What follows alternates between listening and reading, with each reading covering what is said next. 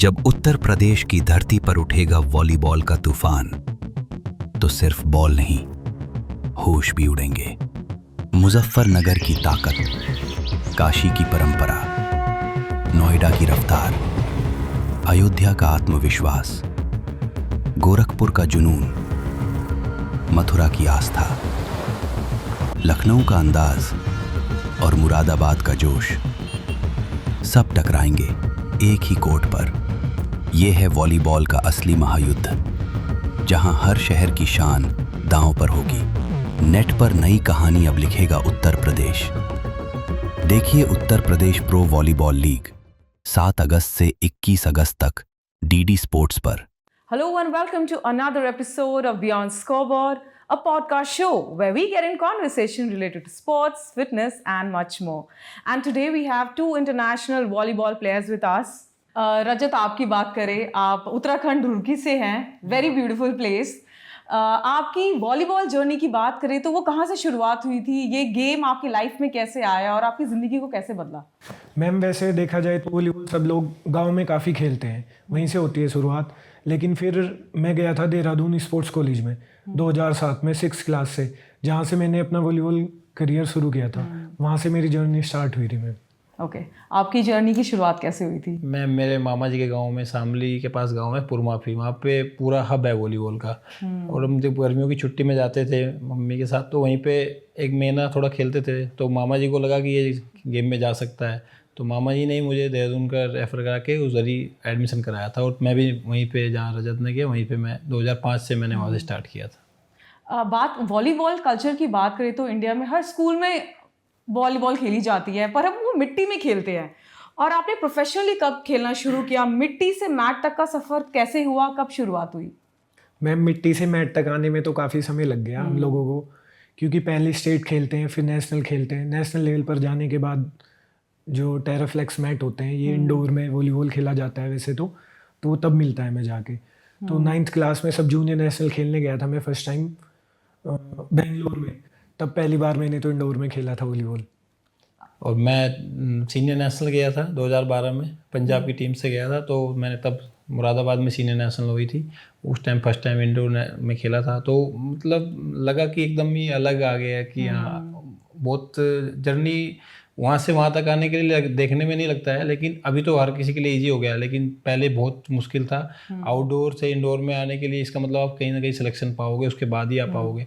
National की team में select होंगे तो आप इंडोर खेलोगे। ये मन में रहता था कि सिलेक्ट होना है और खेलना है। आप दोनों एक ही जगह से आए हैं जहाँ पे आपकी ट्रेनिंग की शुरुआत हुई थी, देहरादून से। तो ये सफ़र कैसा था? आप दोनों दोस्त हैं, साथ में ही इंडिया को रिप्रेजेंट भी किया था, गोल्ड लेके आए इंडिया के लिए। तो वो एक्सपीरियंस कैसा था? 2005 में हम 11-11.5 साल के छोटे छोटे बच्चे वहाँ पे चले गए थे 6th क्लास में। हम तो उस टाइम तक तो ये नहीं था कि हमको पढ़ाई भी ये कुछ करना है। वहाँ पे जाके सिर्फ डिसिप्लिन और आपको खेलना है, बस ये दिमाग में था। साथ साथ पढ़ाई की। फिर वहाँ पे जाके सीनियरिटी जूनियरिटी, आप सीनियर की रेस्पेक्ट करना है, क्या कुछ करना है। धीरे धीरे पता चलता गया। 8th में जाके तो हमको एहसास हुआ कि हाँ, आप यहाँ स्पोर्ट्स में आए और आपको कुछ करना है। 2-3 साल हमको वहाँ पे बेसिक, क्योंकि वहाँ का बहुत ही कल्चर बहुत ही अच्छा है। और स्पोर्ट्स के लिए आपको बेसिक बहुत ज़रूरी है। आपका बेसिक अच्छा रहेगा तो आप ऑटोमेटिक आप लंबा खेलोगे और अच्छा खेलोगे। और जूनियर्स जब आते हैं, उनसे कैसे बिहेव करना है, कैसे करना है, ये सब जब सीनियर रहते हैं, हम सीनियर जब हुए तब पता चला। लेकिन जब जूनियर थे तो लगता था कि इतने खड़ूस सीनियर है, ऐसे है। तो ये चीज़ें, हॉस्टल लाइफ बहुत इन्जॉय किया है, वो लाइफ इन्जॉय की, तभी हम आज लगता है कि यार वो लाइफ अब थोड़ा मिलनी चाहिए एक बार। तो जूनियर रहते हैं तो लगता है कि सीनियर अच्छे हैं, लेकिन जब सीनियर बन जाते हैं तो फिर लगता है कि जूनियर ही अच्छे थे। जूनियर लाइफ अच्छी है। वो आज भी उस हॉस्टल की पहचान है कि उस हॉस्टल से जो निकलेगा वो उसका बेसिक बहुत अच्छा रहेगा। और इसलिए हम उस हॉस्टल के जो भी आते हैं उनको पता था ये बेसिक तो अच्छा रहेगा कहेगा, क्योंकि कोच साहब की हमारी मेहनत है जो आज हमें यहाँ बैठने का मौका मिल रहा है। आप दोनों बडीज़ हैं, साथ में आपने इंडिया को रिप्रेजेंट किया था वर्ल्ड रेलवे गेम्स में। आप जर्मनी भी गए थे, तो फर्स्ट टाइम वो एक्सपीरियंस कैसा था जो अपनी इंडियन जर्सी पहनने का? मैम, इंडियन जर्सी पहनने का तो मतलब एक्साइटमेंट सबको ही रहती है, लेकिन जो सफ़र है ना मैम, वो ज़्यादा एक्साइटमेंट उसमें ज़्यादा रहती है। मंजिल पर जाकर मतलब पहले ज़्यादा एक्साइटेड थे जब टूर्नामेंट की डेट आई कि जर्मनी जाना है, उसकी तैयारी कर रहे थे। उस टाइम ज़्यादा अच्छा लग रहा था। वहाँ जाके तो फिर सब कुछ जब सच होने लगता है तो फिर खुश थे, वहाँ भी रूम पार्टनर्स ही थे हम दोनों। और वहाँ पे जाके लगा कि अब नहीं यार, जब देश के लिए आया तो पहले तो काम खेलना है। स्टार्टिंग में लग रहा था जाके फन करेंगे, ठीक है घूमेंगे, लेकिन वहाँ पे जाने के बाद जब सब टीम में अपनी अपनी जर्सी में दिखती है तो लगता नहीं यार, तिरंगे को कैसे भी फर्स्ट कैसे भी कराना है, उसके बाद एंजॉय के लिए टाइम मिलेगा करेंगे। हालांकि नहीं कर पाए, टाइम ही नहीं मिला। पहले तो ये था कि घूमना है जाके जर्मनी, लेकिन फिर बाद में हो गया नहीं, पहले खेलना है, खेलने के बाद देखेंगे घूमने का। तो शायद वो साइकोलॉजिकल प्रेशर के साथ नहीं गए थे, इसलिए गोल्ड जीत कर भी आए। तो पर जब टीमों को देखा, वहाँ पे वर्ल्ड के बेस्ट टीम्स पार्टिसिपेट कर रही थी, तो ऐसी कौन सी टीम थी जिससे लगा कि हाँ यहाँ पर चैलेंजिंग मोमेंट है हमारी टीम के लिए? जर्मनी की एक टीम अच्छी थी क्योंकि वो होम टीम थी, उनको थोड़ा एडवांटेज था, तो हमें लग रहा था कि थोड़ा फाइट करेगी। फाइनल उन्हीं से हुआ था हमारा, लेकिन हमारी तैयारी इतनी ज़्यादा थी, वो हमको मतलब थोड़ा फाइट हुआ, लेकिन इतना नहीं कि हमको लगा नहीं कि हाँ कहीं कोई प्रॉब्लम आएगी। Uttar Pradesh pro volleyball league होने जा रहा है, तो ये एक्सपीरियंस वहाँ पर भी काम आएगा। ये एक ऐसा प्लेटफॉर्म है जहाँ पर यंग टैलेंट को भी एक्सपीरियंस मिलता है, एक्सपीरियंस प्लेयर्स के साथ खेलने का, रूम शेयर करने का, एंड जो भी वो टेक्निक्स वहाँ से सीख के आए हैं वही वो इधर भी अप्लाई करें। तो आप लोगों की क्या स्ट्रैटेजीज है? मुझे देखने को मिल रहा है कि आप दोनों अलग टीम्स में इस बार है, तो अभी भी आप लोग अपनी डिस्कशन वही रखते हैं या थोड़े कॉम्पिटिटिवनेस आ गई है? नहीं, अभी टीम को लेके तो आएगी थोड़ा, क्योंकि वो चीज़ हम आपस में कितनी भी बातें शेयर करेंगे, टीम की डिस्क्लोज नहीं करनी है, वो तो सभी के लिए होता है, और जिसके लिए हम जाने भी जा रहे हैं, और वही अगर डिस्क्लोज हो जाएगा तो, क्योंकि बाकी सब चीज़ें सबको पता है कि हम दोनों दोस्त हैं, मजाक तो करते रहते हैं लेकिन टीम को लेके तो सीरियस है। एक दूसरे को हराना तो है ही है, ये तो है बिल्कुल, टीम स्पिरिट है। ग्राउंड में आने के बाद कोई दोस्ती नहीं है, वहाँ पे तो आप जीतना है, यही एक स्पोर्ट्समैनशिप की क्वालिटी होती है। और जो यूपी लीग जो अभी हो रही है, अब हमको 20 साल हो गए खेलते हुए, हमारे लिए ये एकदम नई चीज़ है, और ये पूरे इंडिया में पहली ऐसी कोई लीग हो रही है जो एक स्टेट करा रहा है, और इसमें कुलवंत बालियान भाई साहब जो ये बहुत अच्छा एक मुहिम चलाई है। मुझे लगता है कि जो अभी यंगस्टर है जो सीख रहे हैं, उनके लिए इससे अच्छी कोई अपॉर्चुनिटी हो ही नहीं सकती, क्योंकि अगर उस टाइम पे हमारे लिए साथ ये होता तो हमारे लिए तो सिर्फ नेशनल था, अभी नेशनल भी है, स्टेट नेशनल तो अलग चीज़ है। आपको पास लीग खेलने का, ये वाली लीग हो गई, प्राइम लीग हो गई, आपके पास कितना मौका है, लेकिन क्या है कि अभी स्टार्टिंग हो रही है, अभी पहला सीजन है, अब इसके बाद जैसे जैसे बढ़ेगा तो बच्चों को बहुत मौका मिलेगा। और मैं तो यूपी का तो सबसे अच्छा ये है, आप एक थोड़ा सा एडवांटेज ये है, आप नेशनल में मुश्किल से 12 प्लेयर लेके जाते हो, और इसमें आप 90 प्लेयर को डायरेक्ट चांस दे रहे हो, तो अपने आप में एक अपॉर्चुनिटी है, तो उसका फायदा उठाना चाहिए। बड़ा स्टेट है ना यूपी काफी। राइट। सो Uttar Pradesh pro volleyball league की बात करें तो 8 टीमें पार्टिसिपेट करने वाली है, 8 सिटीज है इसमें, और 8 ड्रीम, कहते हैं 8 सपने भी है, और सारी टीम एक से एक बढ़कर है। उन 8 टीम के बारे में बताइए। मैम, मुरादाबाद, नोएडा, मथुरा, अयोध्या, और गोरखपुर, मुजफ्फरनगर, काशी और लखनऊ मेरी टीम भाई। तो इस सभी टीम में बहुत ही अच्छी सिटी को पूरा चुन के रखा गया है कि जिससे कि पूरी यूपी कवर कर सके, और इसमें जहाँ जहाँ पे वॉलीबॉल है नहीं है इससे मतलब नहीं है, उनकी सिटीज़ को इसलिए रखा गया है कि अब वॉलीबॉल को ऊपर लेके जाना है, तो इससे वॉलीबॉल ऊपर आएगा डेफिनेटली। और सिटीज़ तो एक नाम है, धीरे धीरे बढ़ती चली जाएंगी जैसे लीग बढ़ेगा, तो ये बहुत अच्छी शुरुआत है। First time franchisee based event किया जा रहा है, और ये नॉर्थ इंडिया का पहला इवेंट है, और वॉलीबॉल जो हर एक गांव, हर एक कस्बे में खेला जाता है, अब इसको एक प्रोफेशनल वे में देखा जाएगा, मैट में देखा जा रहा है, इंटरनेशनल लेवल पे भी लोग देखेंगे, तो हर एक स्तर पर एक एथलीट को बढ़ावा दिया जाएगा, हर एक एथलीट उस इंटरनेशनल प्लेयर के साथ खेलेगा, साथ में एक्सपीरियंस शेयर करेगा। तो अभी जब इस टीम की शुरुआत टीम बनने लगी थी, तो क्या वो प्लेयर्स आपकी टीम में आ पाए हैं जिसके साथ आपने सोचा था कि मैं ये टीम बनाऊंगा? नहीं, ऐसा सोच के तो नहीं होता है मैम, क्योंकि ऑक्शन में आपको जिस पे आप सोचते हो तो नहीं मिलेगा, क्योंकि बाकी टीमें भी उसे सोच रही होती है। आप यंगस्टर्स के लिए, लेकिन बहुत से प्लेयर ऐसे हैं जिनको कोई आइडिया नहीं था, जिनका हमको भी आइडिया नहीं था, नए नए प्लेयर आए हैं, तो उनके लिए बहुत अच्छा है। और जो चीज़ हमने ही बताई आपको कि हमें 7 से 8 साल मिट्टी से मैट में आने में लगे, उनको अभी डायरेक्ट मौका मिल रहा है, तो ये तो अपने आप में एक एडवांस है। और आप एडवांस स्टार्टिंग से रहोगे तो आप आगे बहुत ऊपर जाओगे, इंटरनेशनल में आप अच्छा परफॉर्म करोगे, उनके लिए बहुत अच्छी चीज़ है ये। लीग्स कैसे न्यू प्लेयर्स को हेल्प करती है ग्रास रूट लेवल्स पे, इसके बारे में बताइए। मैम लीग हेल्प करेगी क्योंकि बच्चों को कंपटीशन मिल रहा है बड़ा एकदम से खेलने के लिए, तो उनके अंदर कॉन्फिडेंस आएगा। आप अच्छे लेवल पर खेल कर आओगे, फिर आप नीचे अपने स्टेट को रिप्रेजेंट करोगे, नेशनल खेलने जाओगे, खेले वो इंडिया खेलने जाओगे, तो वहाँ आप एक अलग ही कॉन्फिडेंस के साथ जाओगे। जो ये लीग हुई है ma'am, Uttar Pradesh pro volleyball league, तो नॉर्थ इंडिया में तो पहली बार ये लीग होने जा रही है। तो यूपी के काफ़ी सारे प्लेयर्स हैं, बड़ा स्टेट है यूपी, तो उनके लिए काफ़ी फ़ायदा है क्योंकि यहाँ पर उतना चांस नहीं मिल पा रहा था लड़कों को, और फिर गांव से लड़के निकल कर आते हैं इसमें, तो फिर गांव में फिर ये हो जाएगा कि सब एक दूसरे को देखने के बाद कि हमारे गांव से ये लड़का है, हमारे गांव से लड़का है, और ज़्यादा बच्चे खेलेंगे और आगे बढ़ेंगे, उसी कोशिश में लगे रहेंगे सब। गेम काफ़ी अग्रेसिव भी होता है, इंजरीज के चांसेस भी होते हैं, तो इंजरी को से बचने के लिए आप लोग क्या डाइट प्लान रखते हैं, अपनी कौन सी स्ट्रेंथिंग एक्सरसाइजेस, इंड्योरेंस एक्सरसाइजेस करते हैं? मैम हर टीम के साथ ट्रेनर्स होते हैं, डाइटिशियन है, लेकिन खुद पे स्ट्रेचिंग, क्योंकि इतना टाइम हमको हो गया है खेलते हुए, तो पता है कि किस मसल्स को कैसे रिलीज करना है, कैसे रिलीव करना है, तो वो हम अपने आप ही ध्यान रखना पड़ता है। क्योंकि आप जैसे कि आप गेम खेल के आते हो, आप टाइटनेस महसूस कर रहे हो, लेकिन आप रिलीज करने के लिए वो बोल देंगे, लेकिन करना तो आप ही को है। आप रूम में ज़्यादा से ज़्यादा पानी पीना है, रिलैक्स करना है। उसके बाद इंजरी से बचने का सबसे अच्छा तरीका है स्ट्रेचिंग, आप ज़्यादा से ज़्यादा करो। और ये जो हमारे जूनियर्स जैसे हमारे साथ आएंगे, अभी हमारी टीम में खेलेंगे, उनको हम यही चीज़ें एडवांटेज मिलता है उनको ये चीज़ सीखने का, क्योंकि ये कोई बताता नहीं है, वो देख के आती है। और सीनियर्स को आप देखोगे तो आप सीखोगे। हम भी ऐसे ही सीनियर्स को देखते थे कि नहीं यार स्ट्रेचिंग भी करते हैं, हालांकि उस एज में, जिस एज में आते हैं उसमें ज़रूरत नहीं होती है, लेकिन एक टाइम पे आके ज़रूरत पड़ेगी तो वो उनको सीखने को मिलेगा। उन्हें पहले ही पता होगा कि हाँ स्ट्रेचिंग हमने देखी हुई है, तो ये उन्हें भी सीखना है और बहुत अच्छे हाई लेवल की चीज़ें उन्हें सीखने को मिलेगी। लीग्स में नंबर ऑफ मैचेस कई ज़्यादा होते हैं, ये 7 अगस्त से लेकर 21 अगस्त तक चलेगा, तो नंबर ऑफ मैचेस इतने बढ़ते हैं तो शरीर थक भी जाता है। आप एक ही लगातार आप मैचेस खेल रहे हैं, इंजरी के चांसेस होते हैं, तो लीग की ट्रेनिंग अलग हो जाती है कई बार किसी चैंपियनशिप से। जी मैम, ट्रेनिंग बिल्कुल अलग हो जाती है, तो उसी के लिए पहले इसीलिए कैंप लगाते हैं, प्रिपरेशन तैयारी करके आते हैं सब।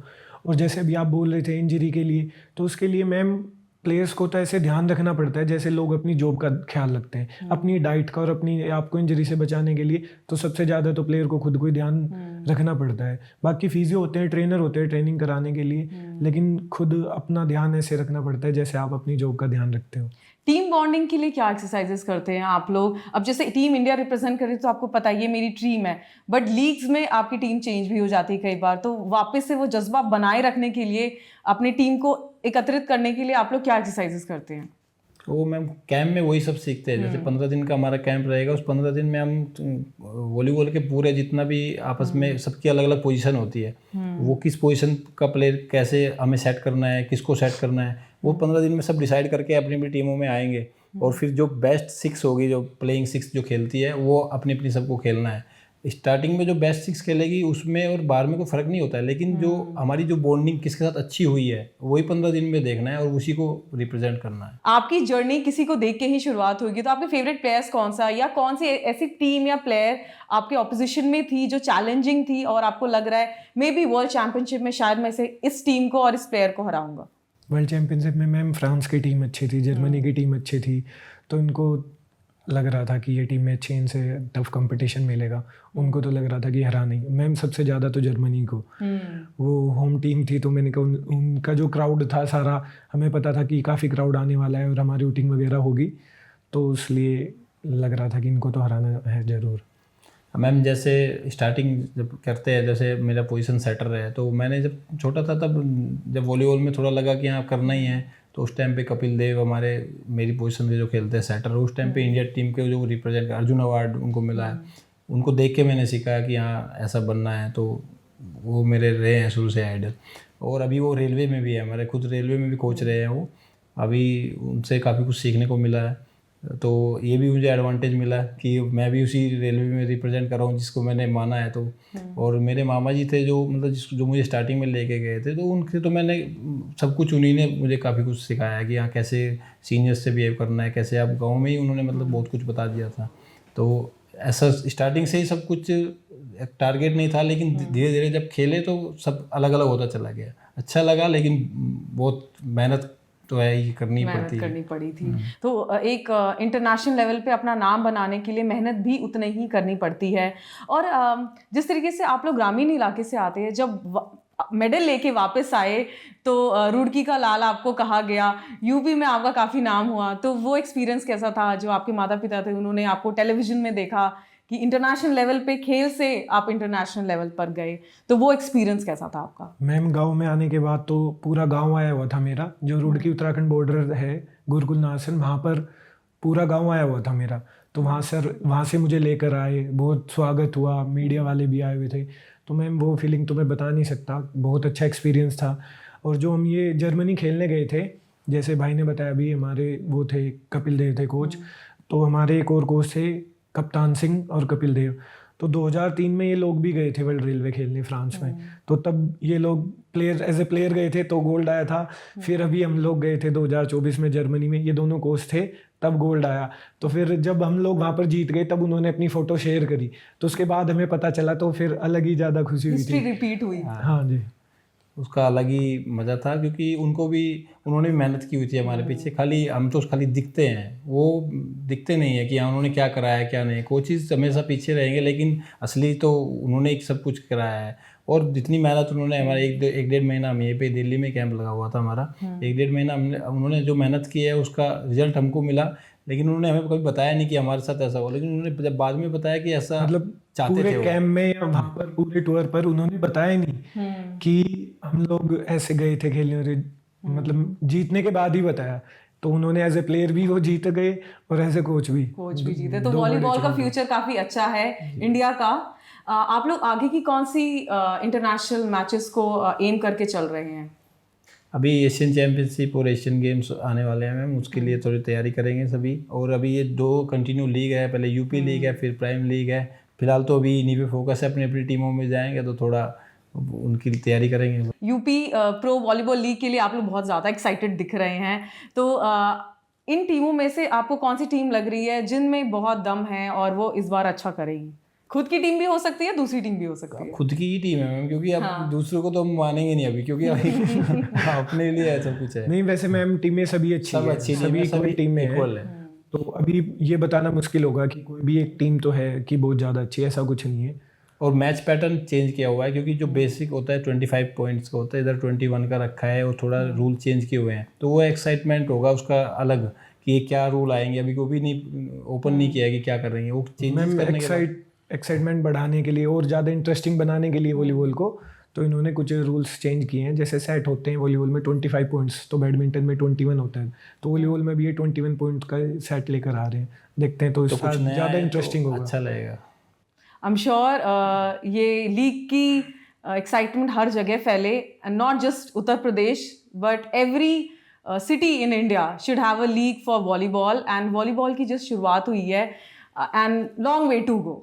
8 टीमें हैं, 8 सिटीज़ है और 8 ड्रीम्स है, और उनके 8 कैप्टन्स है जो 8 आइकॉनिक प्लेयर्स कह सकते हैं।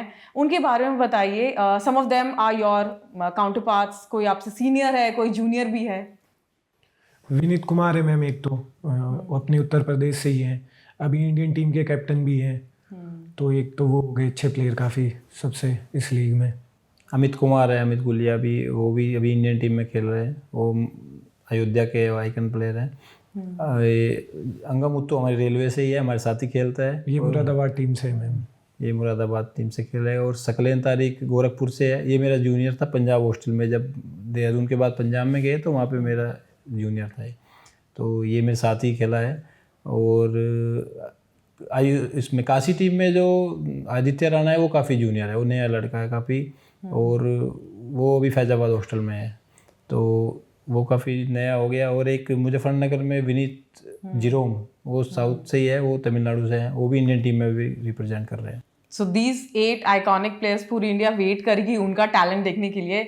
सो before we end the podcast, ये पॉडकास्ट काफ़ी यंगस्टर्स देख रहे हैं, काफ़ी प्लेयर्स देख रहे हैं, एस्पायरिंग प्लेयर्स जो शायद इंडिया को कभी रिप्रेजेंट करना चाहें वॉलीबॉल में, तो उनके लिए क्या मैसेज है? प्लीज़ हमारे दर्शकों को बताइए। मैं सभी वॉलीबॉल प्रेमियों को यही कहना चाहूँगा, जो कुलवंत बालियान भाई ने जो एक अच्छा प्लेटफॉर्म हमारे लिए तैयार किया है, उसका पूरा फ़ायदा उठाना है और पूरा सपोर्ट करना है सभी टीमों को। मैं अब ये पर्सनली नहीं बोलूँगा कि मेरी टीम को, जिनको जो अच्छा लगता है आइए, ज़्यादा से ज़्यादा सपोर्ट करिए और इस लीग को जितना ऊपर ले जा सकते हैं उतना सपोर्ट करिए। आपको आज नहीं कल आपके ही कोई भाई होगा उसको बेनिफिट मिलेगा, और इस लीग का में ज़्यादा से ज़्यादा फ़ायदा उठाना है और ज़्यादा से ज़्यादा सपोर्ट करना है। Thank you. जैसे भाई ने बताया है कि UPPVL होने जाके उससे हमें बेनिफिट्स लेने हैं नए लड़कों को, तो मैं यही कहना चाहता हूँ कि जितने भी यंग टैलेंट है ना, तो शॉर्टकट कुछ नहीं है, हार्ड वर्क बहुत ज़रूरी है। वो बोलते हैं ना, मेहनत ही सफलता की कुंजी है। और मैं अपनी टीम को मैसेज ये देना चाहूँगा कि हमारी टीम को सपोर्ट करो, ज़्यादा से ज़्यादा मैच देखने आओ, हमें प्यार दो। और नए लड़कों के लिए यही है, एक बहुत अच्छा प्लेटफॉर्म हमारे पास चल कर आया है, जिसका फ़ायदा उठाओ। ज़्यादा से ज़्यादा बच्चे वॉलीबॉल की प्रैक्टिस शुरू करें, तैयारी शुरू करें, आगे बढ़ें और यहाँ तक पहुँचें। Well, thank you so much. आपने बिल्कुल सही कहा, मेहनत ही कुंजी है सफलता की, और भारतीयों के रगों रगों में ये खेल दौड़ता है। And I am sure Uttar Pradesh pro volleyball league एक सक्सेसफुल इवेंट रहेगा और हम सब इसके भागीदारी रहेंगे। Thank you so much for joining the podcast today. Well, that was it for today. This is me, Aishwarya, signing off, and you are watching the Beyond Scoreboard. जब उत्तर प्रदेश की धरती पर उठेगा वॉलीबॉल का तूफान, तो सिर्फ बॉल नहीं, होश भी उड़ेंगे। मुजफ्फरनगर की ताकत, काशी की परंपरा, नोएडा की रफ्तार, अयोध्या का आत्मविश्वास, गोरखपुर का जुनून, मथुरा की आस्था, लखनऊ का अंदाज और मुरादाबाद का जोश, सब टकराएंगे एक ही कोर्ट पर। यह है वॉलीबॉल का असली महायुद्ध, जहां हर शहर की शान दांव पर होगी। नेट पर नई कहानी अब लिखेगा उत्तर प्रदेश। देखिए Uttar Pradesh pro volleyball league 7 अगस्त से 21 अगस्त तक DD स्पोर्ट्स पर।